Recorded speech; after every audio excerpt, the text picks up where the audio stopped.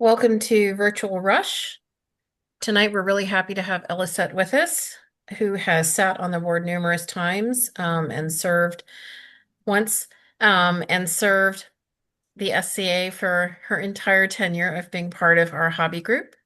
She's going to talk to us about the board and give us some more information and details that some of us may not be aware of. Really excited to have you here and to be able to record this so other people can watch it in the future. If you have any questions, put them in the chat and we can ask questions after she's done. Take it away. Thank you, Diarmata. I'm going to start out for just a second by explaining, most of the people on here I think I know, but explaining why anybody should listen to me about this sort of thing. I've been in the SCA for quite a long time, and most recently I was the Society Seneschal from late July of 2020 until the end of October 2024, which is where most of my knowledge comes from. I also served a term on the board of directors a while ago, 2002 to 2005, and I've also been a Kingdom Seneschal and Kingdom Seneschal Emergency Deputy, etc. So that's what my background is on this. I've also been a policy wonk since I can remember in the SCA.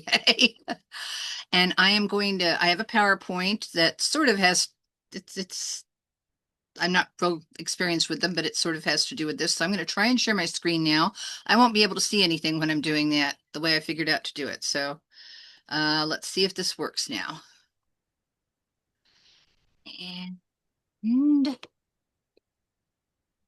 I can't even see that. Let me see if I got it on the right view.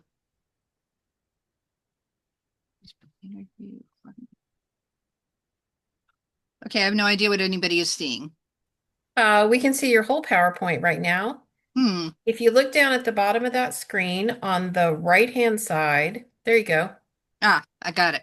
So we can now see both the slide you're going to be talking about and the next one. So we're seeing your screen. Okay.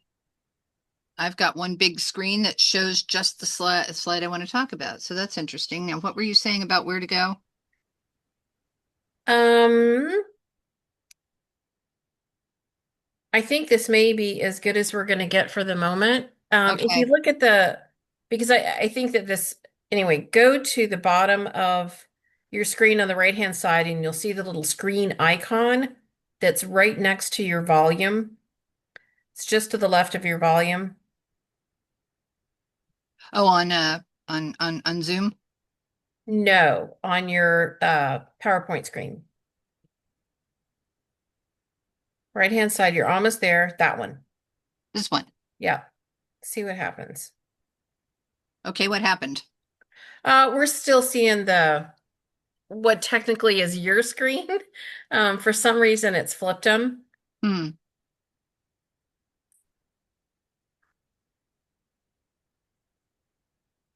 And Slot presenter views. we can see the screen, so it's not, It's not as a big huge as it deal, I is suppose. sometimes. So, You'll just get a um, little preview, I guess. yeah, I would say take it away.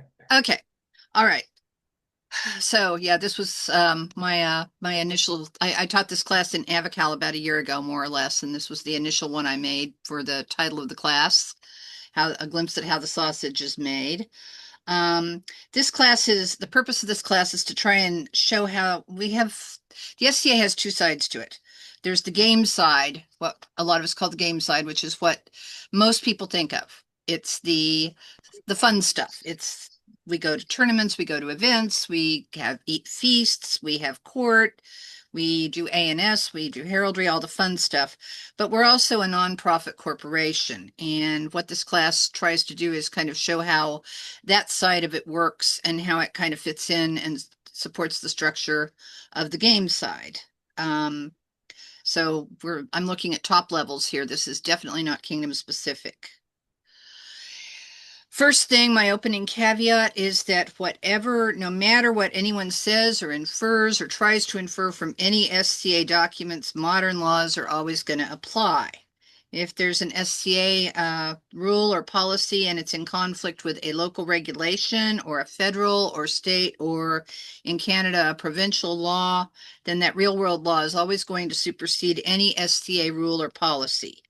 So if anything I say raises questions about that, go ahead and assume that. You can ask about it at the end.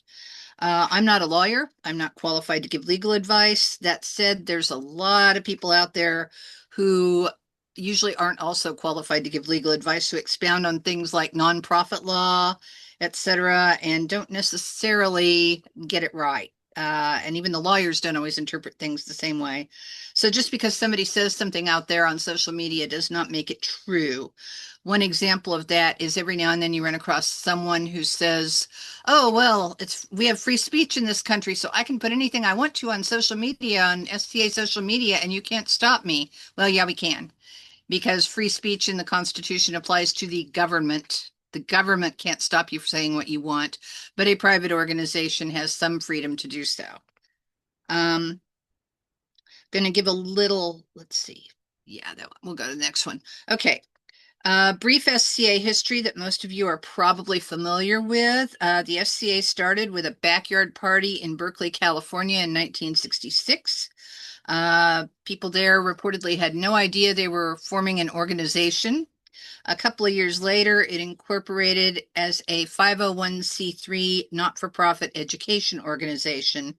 That's a specific tax designation with the IRS in the United States. Some of what the corporation provides, some of what they do for us. The reason we have a corporation, insurance. Insurance is the one that most people think of. We have uh, the ability to rent sites. We need to be able to provide insurance in case of site damage. Um, the STA incorporated in the state of California in 1968. I think I said that. At that time, almost all the SCA's activity was centered in the San Francisco Bay Area and the New York City area, just starting up. And over time, it grew and spread. Some of what we get from that is besides insurance, is an overarching rules structure.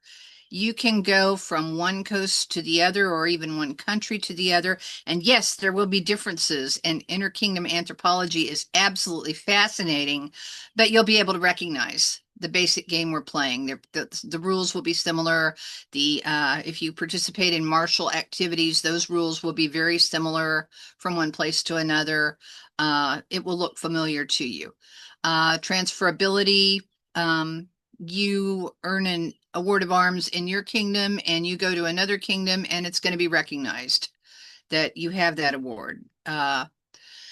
Usually they'll do equivalents with kingdom specific awards too. They'll figure out an equivalence and kind of go with that. We have the ability to rent sites, not just because of insurance, but also because there are sites where having that 501c3, that nonprofit status, is very helpful to us. That's either they won't rent to somebody just randomly, or they like that. Also, in certain circumstances where we need it, we can, we can provide some legal guidance to our local branches. So those are some of the things that we get from being a corporation. Did I? Yeah. Okay. So what a 501c3 means, again, I am not a lawyer nor a tax accountant, but it means that in the US, the organization does not have to pay federal income tax on any income related to our purpose. If we were to decide that we wanted to open a hot dog stand, that probably wouldn't be related to our purpose, and we'd probably have to pay income tax on that. But we don't have to pay income tax on proceeds from events or uh, literature we sell, like the stock clerk selling complete anachronists, so forth. That's all related to our purpose. It also means that the organization can't do things that benefit individuals. The term is private inurement. From our articles of incorporation, the quote is, "The property of this corporation is irrevocably dedicated to charitable purposes, and no part of the net income or assets of this corporation shall ever inure to the benefit of any director, officer, or member thereof, or to the benefit of any private person." That's in our articles of incorporation. That's why we have rules about donating to GoFundMe campaigns and things like that, even if it's to help people that were hit by a natural disaster. We can donate to other 501c3 organizations. For example, St. Louis just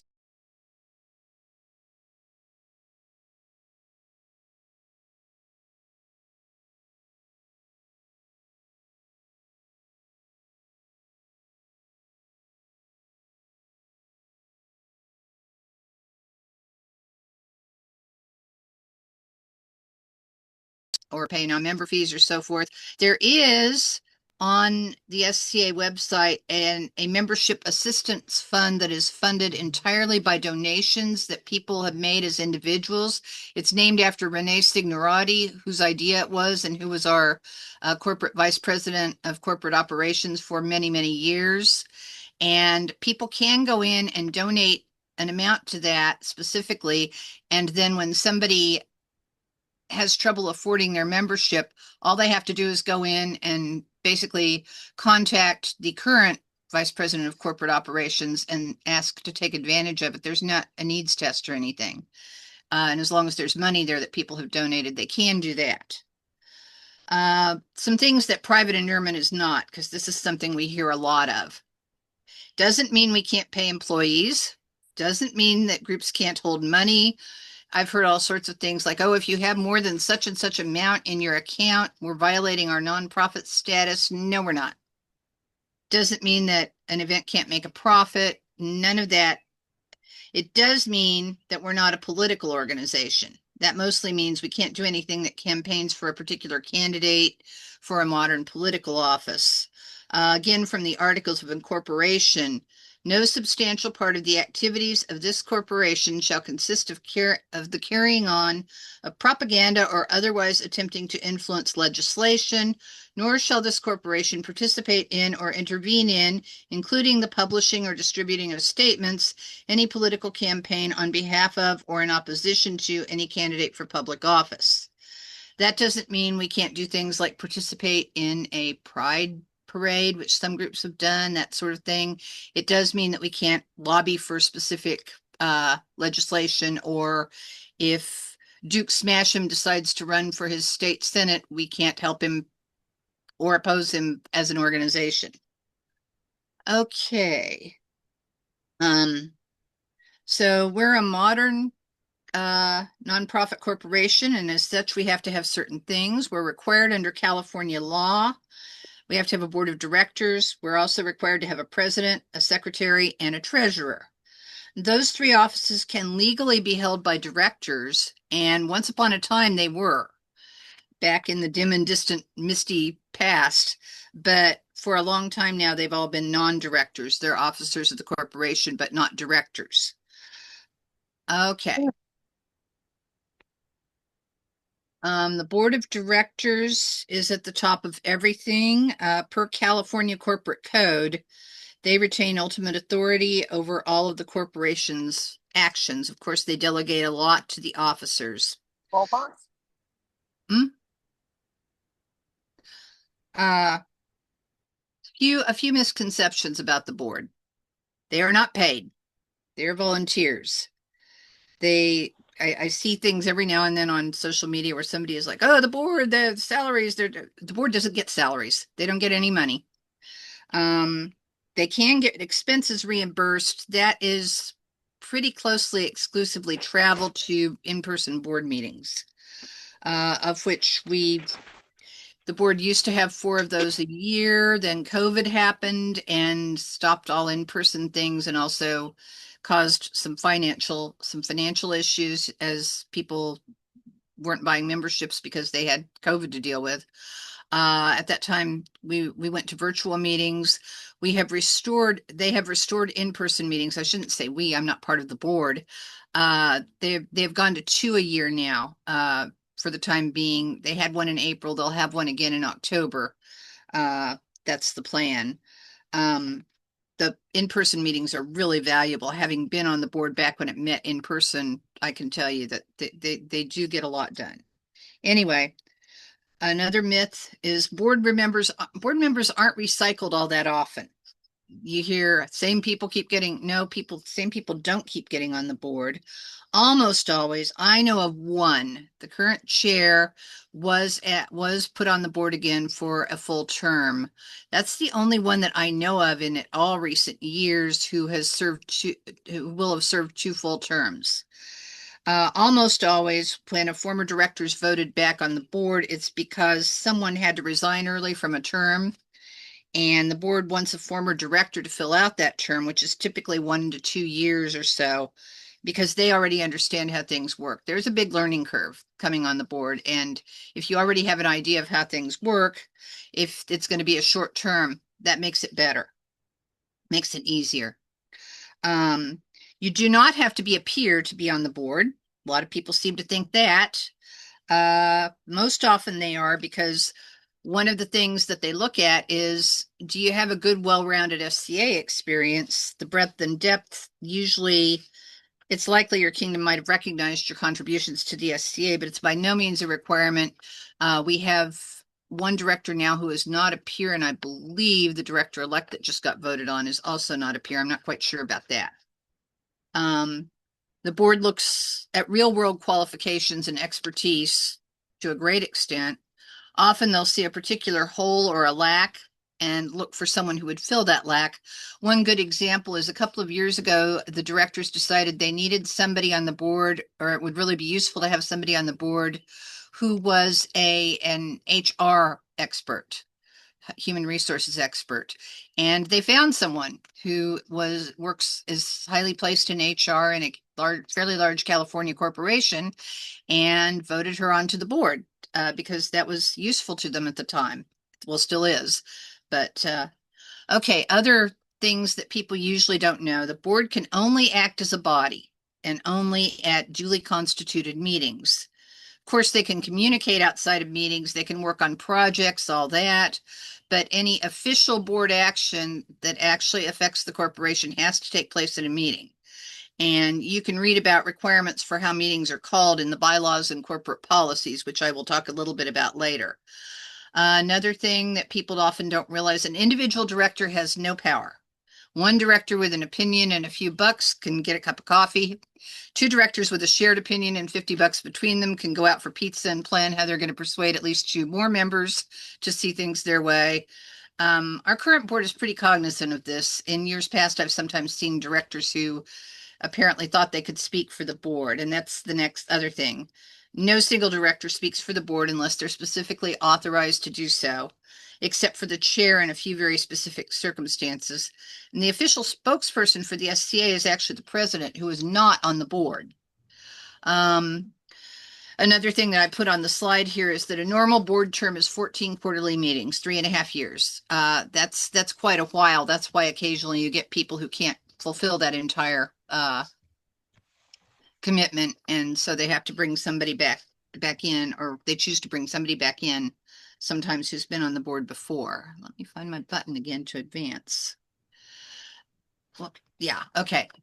So,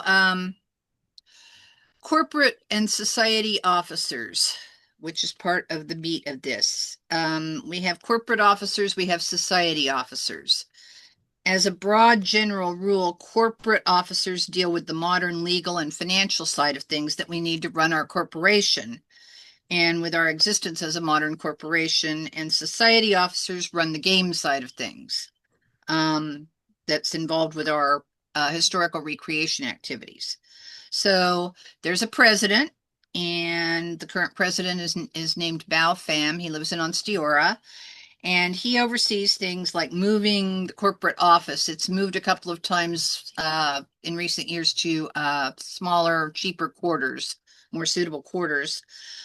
Dealing with lawyers, if we have to get a legal opinion or legal counsel beyond we do have an in-house legal counsel that we can consult, but if we have to go beyond that, the president is the person who deals with that usually. Insurance companies, signs contracts, is the official spokesperson, as I mentioned a minute ago. The vice president for corporate operations, that's currently Louise Ducret. For many years, it was Renee Signorati. That's the person who runs the corporate office. Uh, does the business of the corporation essentially as a full-time job. Also deals with all those things I just mentioned that the president looks at. And that officer also is the one who handles memberships and oversees publications that the SCA puts out. We have also a corporate publication director who's delegated to assist with looking at with overseeing TI and Complete Anachronist and the newsletters. We have a corporate communications officer who deals with social media and sends out official announcements.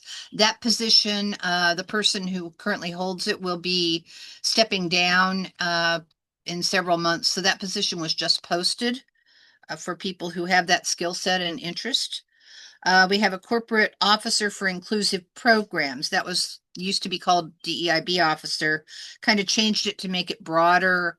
That officer guides strategy for the organization in terms of recruitment, retention, equity, making sure that our people who that anybody who wants to participate in the SCA doesn't have undue barriers to doing so, etc. We have a corporate treasurer who deals with accountants and makes our budget, keeps track of all the corporate office spending. We have a corporate vice president for information technology who oversees all of our online presence, not so much social media, but the technical side of everything. Most of the corporate positions receive stipends of some sort. A few are considered actual part-time employees. The corporation only has 8 or 9 employees. Some of the others who receive stipends are more like independent contractors. None of those stipends are anywhere near enough to live on. They're just in acknowledgement of the amount of time it takes. Now we have 3 corporate office employees, one of whom is the VP for corporate operations. Those are not SCA members to my knowledge, and they do get market rate wages and benefits because we want to treat our employees decently. So, and for them, it's their full-time job. So we also have an executive assistant to the board who's not listed in this list, who handles the minutes and does tasks for the board as assigned. Society officers are all the ones you're used to seeing in your kingdom. Society Seneschal, which is the job that I held until several months ago. The Society Seneschal, I forgot to mention this, the Society Seneschal and the Vice President for Operations listed on the corporate office are the same person. That is the one office that crosses both lanes. Um, and I will talk a little more about that in a minute because it's a special situation. Um, we have a Society Exchequer who oversees Kingdom Exchequers. We have the Laurel Sovereign of Arms, Society Marshal, Society Chronicler, who's under the Publication Office, Society Webminister, who's under our IT, VP, Minister of ANS, Society Chatelain.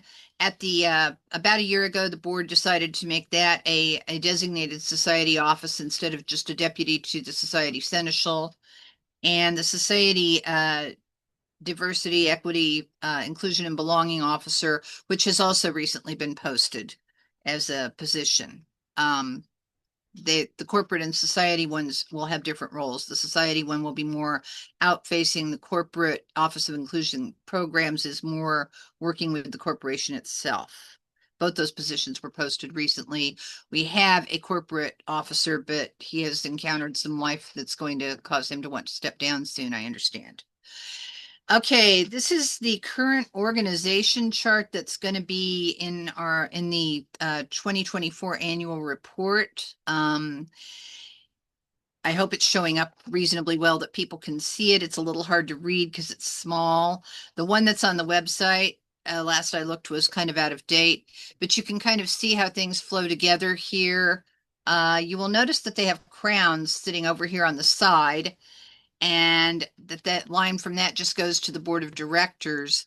That doesn't mean that the crowns don't have to follow the rules, but per our rules, the board is kind of the one who oversees them. It's supposed to be.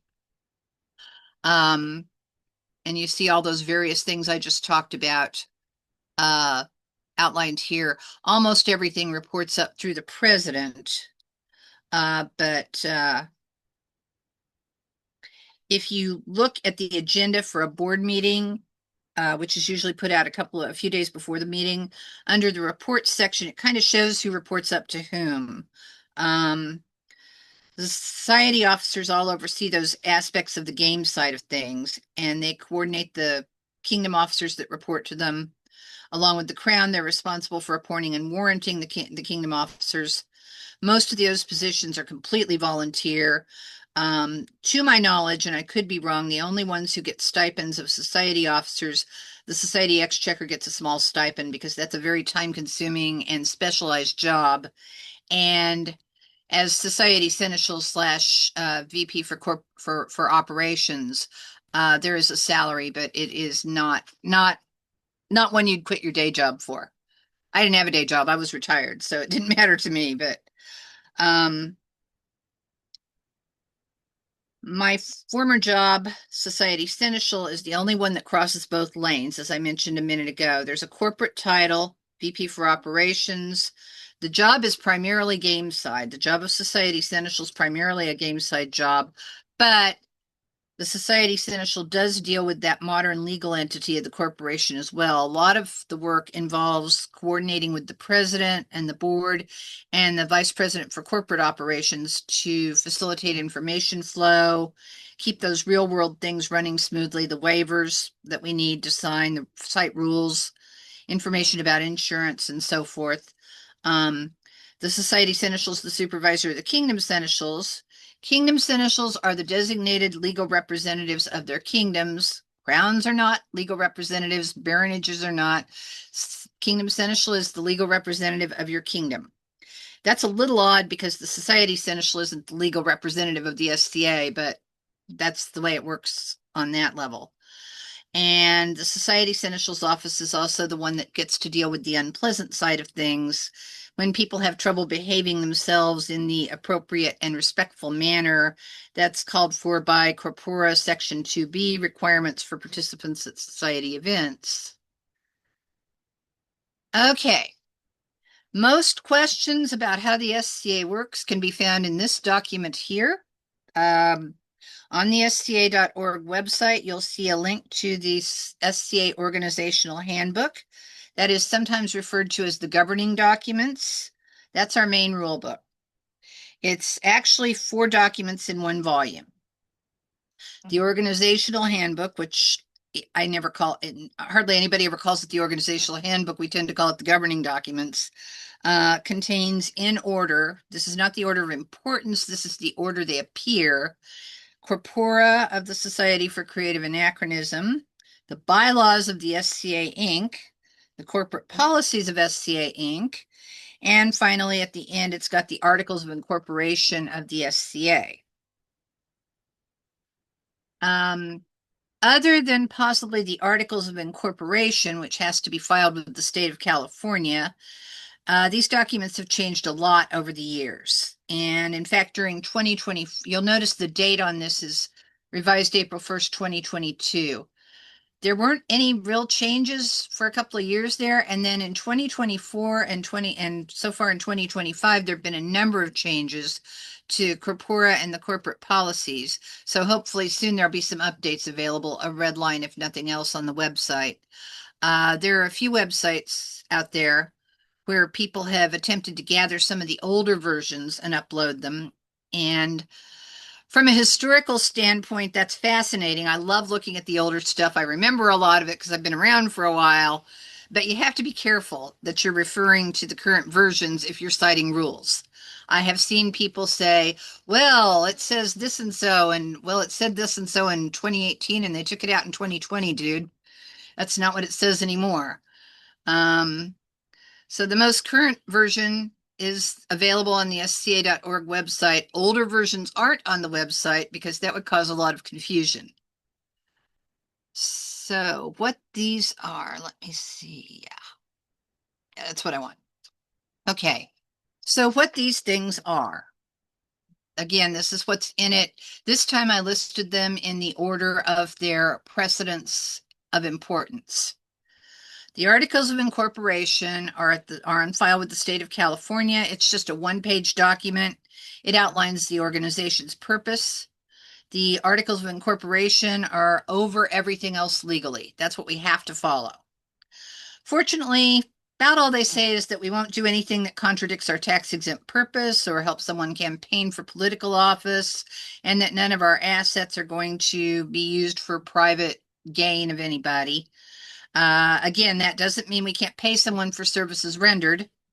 We can and do have paid employees, and we can and do pay for professional services such as legal services or accounting services or that sort of thing. Um, and we can and do pay small stipends to various of the officers that aren't considered employees just to acknowledge the great amount of time they have to put into their duties. Next, most important one is the bylaws of the SCA Inc. Uh, the reason it says of the SCA Inc. is because we have some affiliate organizations in other countries, and legally their laws are different. Oddly, not everybody follows US law. Um, the bylaws are full of modern real world legalese. This is the part most people's eyes glaze over. They spell out in detail how the board of directors operates. If you want to know how many directors we can have, spoiler alert, it's 5 to 7. What the term of a director is, 14 quarterly meetings, how they're chosen, that's all in there.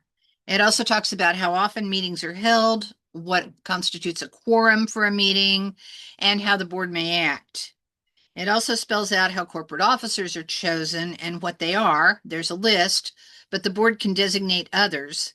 For example, it's not named there, but we have a corporate officer of for inclusive programming, which is the board in their ability to do so have added that, but they haven't actually named it in the bylaws.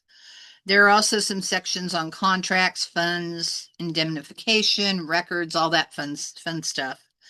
And in the bylaws, they also define the corporate policies and the corpora. So next is corporate policies of the SCA Inc., and that's where types of membership, sustaining, family, international, etc., are all defined. It repeats some of the information about privileges of membership and how membership can be removed. That's also in the bylaws and elaborates more on it. It also spells out some of the duties of corporate officers, the president, the vice president for operations. That's Society Seneschal, the job I used to have. Vice president for corporate operations, that's who runs the corporate office. Secretary, um, the vice president for corporate operations is also the secretary of the corporation, and treasurer. Those are all spelled out there and what their duties are. You can also find in corporate policies the SCA's waiver policies, how they're to be dealt with and enforced, and an assortment of other policies that have to do with legal and insurance issues. There are 20 of these altogether right now. Some of them are important to know for running the game. Just recently, at the April quarterly meeting, the board added number 20, which is a behavior policy. That's a long one, and it references a whole bunch of things that were already in our rules, but gathers them together in one place by reference so that people, first of all, so that people can't argue that they're only an officer policy and not a rule, and also so that it puts them up in that third level of our hierarchy of rules, which I'm going to go more into in a minute. Um, some of the most familiar things in corporate policies are the waiver policy, spelled out in detail, the alcohol policy that says we can't provide we can't buy alcohol except for quantities for cooking in the U.S. It specifically says U.S. and its territories because, well, the bylaws and corporate policies also cover Canada because Canada does not at this time have a separate affiliate corporation. The laws on alcohol in Canada are really, really different. So our alcohol policy does not cover Canada. It just covers the US. Um, there's a few lesser known ones too, like, for example, only the president has the authority to retain legal counsel for the STA, even pro bono legal counsel. Uh, Nobody else is authorized to get legal counsel in the name of the STA. Uh, Bylaws and corporate policies only apply to SCA Incorporated. They do not apply to affiliates. We have a number of affiliate organizations, Australia, New Zealand, Finland, Germany, uh, Sweden, the UK. Those are also SCA, but they are affiliates in order to deal with the differences in their legal situations. So the bylaws and corporate policies being mostly about legalities, those apply to the SCA Incorporated, which is basically the US and Canada. There are some countries that have branches of the SCA that do not have affiliate corporations, but they tend to be small. For example, we have a branch in Thailand. I don't think they have an affiliate corporation. I don't think they're trying to get one because they have very few people. So they're under the SCA structure, but anytime that a country wants to form an affiliate, they talk to the president, they talk to the board, and they work on getting that done. The next thing on this list, and the other thing that most people think of when they think of the organizational handbook is corpora. It's the first one you'll come to when you open pages on this. It's the rules of our game. It covers things like the selection, rights, and responsibilities of royalty, different branch types and the requirements for forming them, cantons, shires, baronies, kingdoms, principalities, which officers are considered necessary for a kingdom and what their duties are, and our award system. Uh, Mostly it talks about peerages, but it makes the rest of it possible, gives the crown the right to give awards and baronages in certain circumstances. There's a whole section in it on society combat conventions. That went out for comment for some fairly extensive revision a while back, but so far the only part of that the board has actually voted in was some revisions to the rules of the list. Now, whenever there's any substantive change to the above, particularly corpora being considered, the board will put it out for comment to the populace, usually for 60 days. That's one reason why it seems to take a long time to make changes. I talked at my final board meeting as Society Seneschal about trying to shorten that time, and it turns out that because not everybody gets their news online, and for it to be published in newsletters and such, it still has to be close to that 60 days. Uh, Seeing something that's out for comment, by the way, never means it's a done deal. Uh, you'd see that people saying that. It doesn't mean that the board has already decided to do this. It means that they want people's input.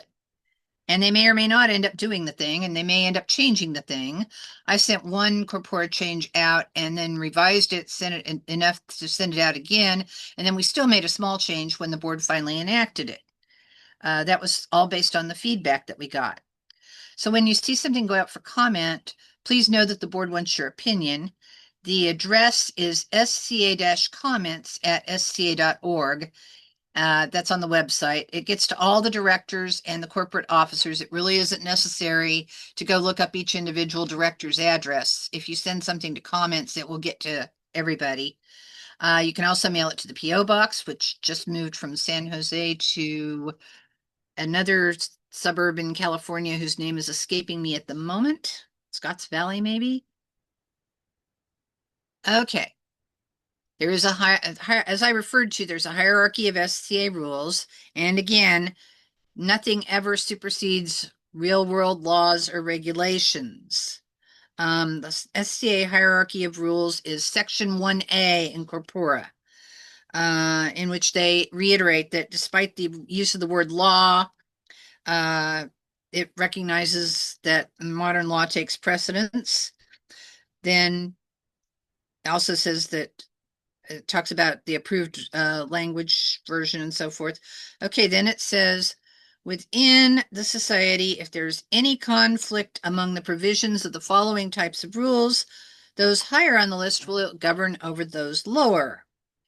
And at the top is the bylaws of the appropriate organization, which may not be SCA Inc. if you're in a different country that has its own affiliate. Next, you say, if you go to local, either SCA Australia or SCA New Zealand, depending on which country you're in. Next, the corpora of the society. That applies everywhere because every group that every country that forms an affiliate organization agrees as part of it that they will follow corpora unless they either get a special variance on a particular thing from the board or their modern laws make it impossible, in which case they also have to inform our board of that.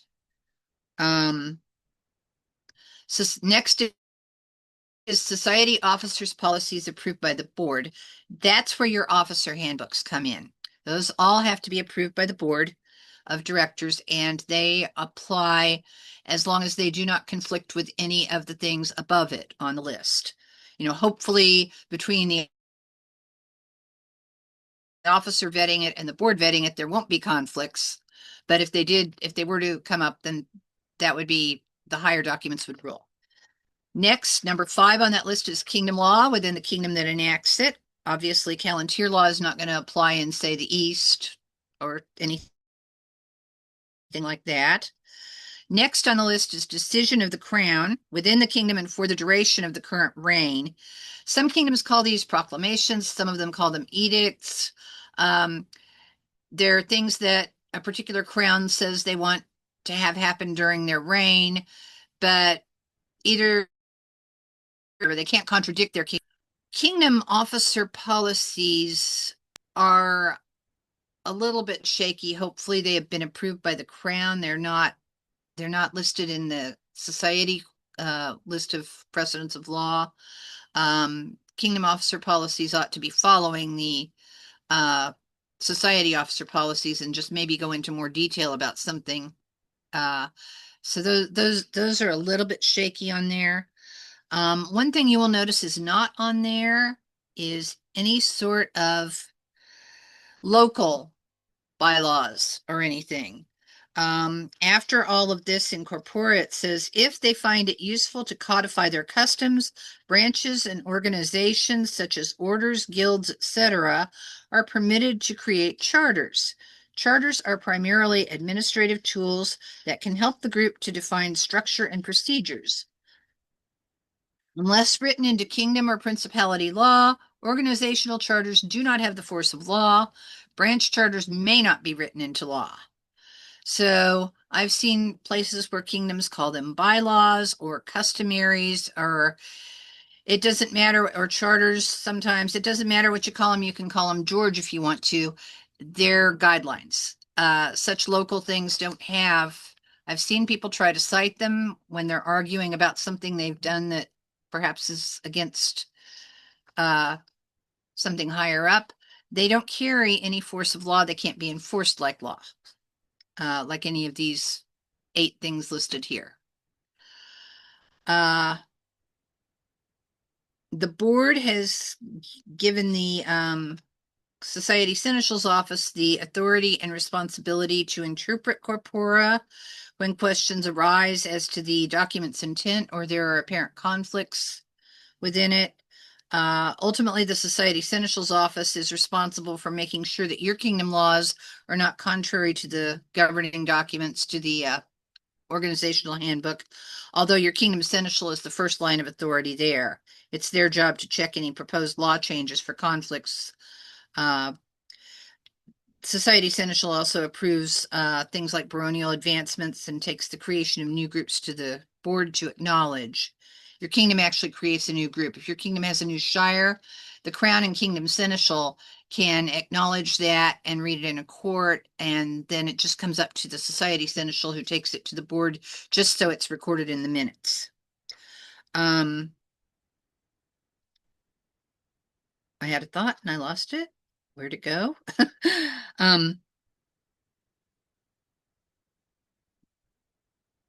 Oh yeah.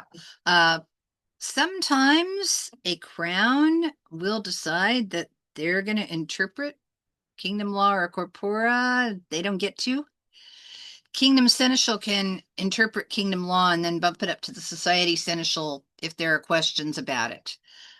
Society seneschal gets to interpret corpora. Those are upheld by the board, but they're standing unless the board says no, they don't agree with that interpretation. I don't think during my tenure I ever had the board not uphold an interpretation I had made. Um, I'm going to throw in here, I don't have it in my outline, but something that comes up a lot is variances. During COVID, we had to make a lot of variances to Corpora's requirements on events. Corpora requires, of course, that crown tourneys and coronations happen and are posted in newsletters and so forth. And it turned out that a lot of kingdoms had other things like, I don't know, the kingdom Tiddlywinks champion has to be chosen on the third weekend of July. Under these particular in a rotating manner among these regions of the kingdom. There were a lot of really specific things, and I was encouraging, and my successor Stacy Hall has also been encouraging kingdoms to fix those laws and put in wiggle room. But we had to do a lot of variances on things that we wouldn't have normally granted variances for. A variance to kingdom law or corpora really needs to be reserved for exceptional circumstances.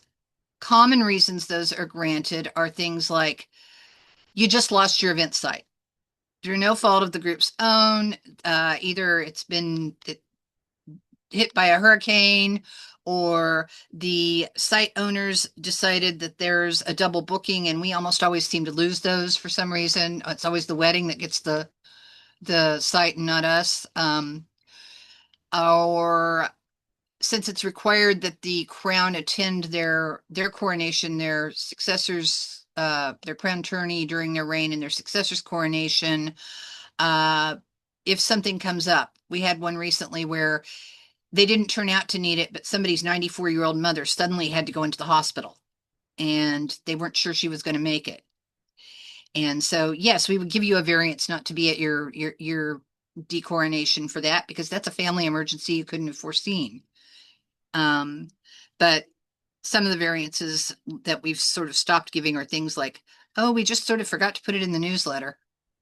Sorry. I mentioned before that a lot of things have changed over the years, and that there have been a lot of changes recently and so forth. It's kind of, people don't always like to read the rules. They're kind of boring, but for some people, I never found it that way. But it's important, if you're going to be active in the game, to do that occasionally. Don't be the ingen. Tell your lord that I've won my first crown 30 years ago. The ingen says that he has not read Corpora since 1996. Don't be the ingen. Um, For more information on any of this, the best SCA.org website has all of this stuff, most of this stuff on it. Officer handbooks will be there, society officer handbooks. You can look up kingdom laws generally on your kingdom websites. I kind of wish they would all put them in the same place, which they don't, but you can dig around and find them. Board minutes will have any decisions the board makes. Those come out a little slowly. What happens is that the board minutes are approved at quarterly meetings. So, for example, at the July quarterly meeting, the board will approve the minutes from the April quarterly meeting. They'll approve the minutes from the two conference call meetings, any special meetings that were held. Typically, the board has a conference call every month that they don't have a quarterly meeting in. And that's where business can be done. The reason that the quarterly minutes don't get approved right away is because it has to be done at a meeting. And obviously, Leslie, who takes the minutes, cannot produce the minutes but while the meeting is still going on. The meeting has to finish before there can be minutes for it.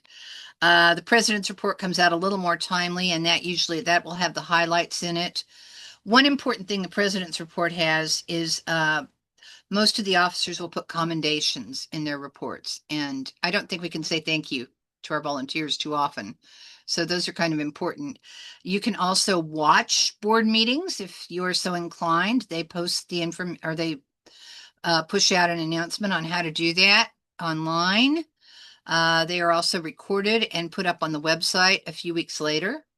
So people can can go back to most of the board meetings since late 2020 and watch them if they would like to. And that does have the advantage of, you can fast forward through the more tedious parts if there are parts of those. And there is also the ability to get board announcements sent directly to your email.